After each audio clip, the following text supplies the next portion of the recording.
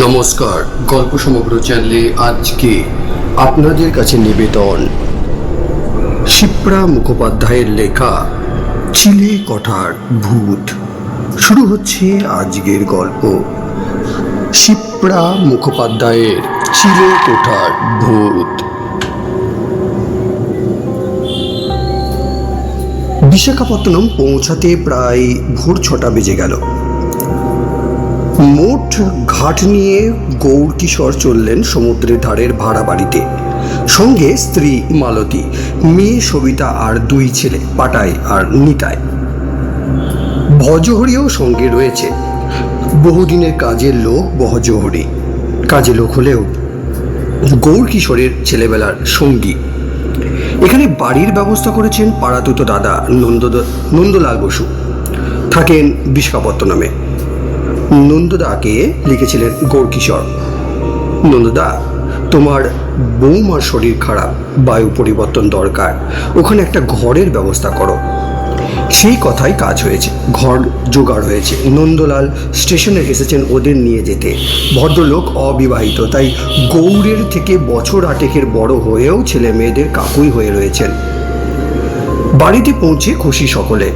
ফরাসি আমলের দোতলা বাড়ি, লালচে রঙের আর্চ করা দোতলার বারান্দা থেকে সমুদ্র দেখা যাচ্ছে। হুটোপুটি শুরু হয়ে গেছে ছেলে মেয়েদের মধ্যে। সকলের মন পছন্দ হয়েছে বাড়িটা। ভজু বাদে সে শুধু খুঁতখুত করে, এত বড় বাড়ি এখানে কি দরকার, পরিষ্কার করা কি চারটিখানি কটা। ওর কথাই গৌরকিশোর বলেছেন, কলকাতা তো এত বড় বাড়িতে থাকতে পাস না, থাক না এখানে।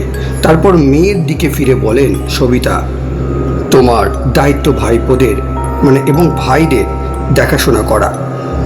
ওদের কখনো ছাতে যেতে দেবে না, সমুদ্রের ধারেও না। কুবুদ্ধির রাজা পাটায়, সবিতা তা ভালোভাবে জানে। তাই বলে সে যদি পাটায় কথা না শোনে, তখন আমায় বলবে, এই পাটায় নিতাই দিদির কথা তোমরা নিশ্চয়ই শুনবে। গুলগুলির ভূত।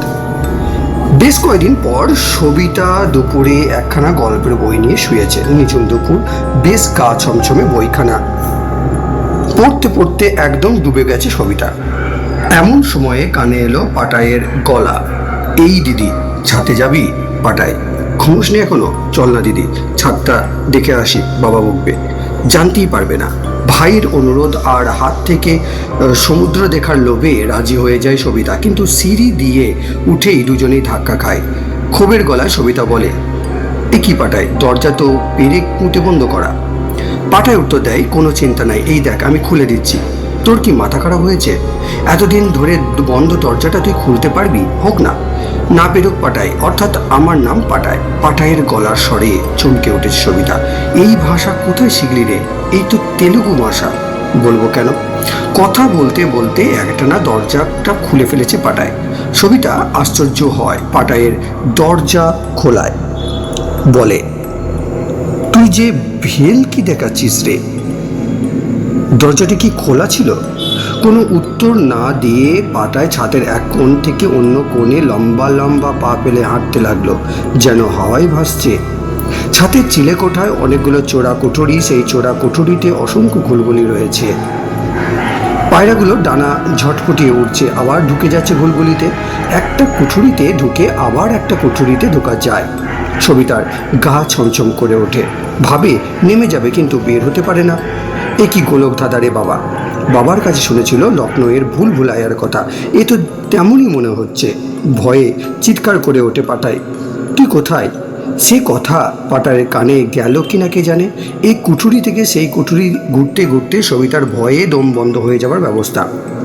হঠাৎই কানে এলো চিচি শব্দ, আক্কা নেনু ইক্কড়া ইডি চুড়ো, অর্থাৎ দিদি আমি এখানে, এই দেখ।